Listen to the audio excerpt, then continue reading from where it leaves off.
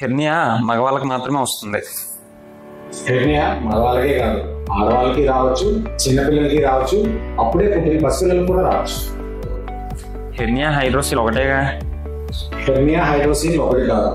Hernia అంటే పొట్టలో ఉన్న పేలు ఏదైనా ఒక హోల్ నుంచి బయటికి రావడానికి హెర్నియా అంటాం. హైడ్రోసిల్ అంటే టెస్టిస్ చుట్టూ ఒక చిన్న శాక్ ఉంటుంది, ఆ శాక్ లో ఉన్న ఫ్లూయిడ్ నిండిపోతే దాన్ని హైడ్రోసిల్ అంటాం. రెండింటికి కారణాలు వేరు, రెండింటికి ట్రీట్మెంట్ వేరు. హెర్నియా గ్రాయిన్ లో మాత్రమే వస్తుంది కదా? గ్రాయిన్ లోనే వచ్చేదాన్ని ఇన్వైనల్ హెర్నియా అంటాం. అది అన్నిటికన్నా కామన్, అంతేగాని అక్కడ మాత్రమే వస్తుందని లేదు. కొన్నిసార్లు అంబ్లికస్ దగ్గర రావచ్చు, దాన్ని అంబ్లికల్ హెర్నియా అంటాం. కొన్నిసార్లు ఆపరేషన్ చేసిన దగ్గర ప్లేస్ లో రావచ్చు, దాన్ని ఇన్సిషనల్ హెర్నియా అంటాం.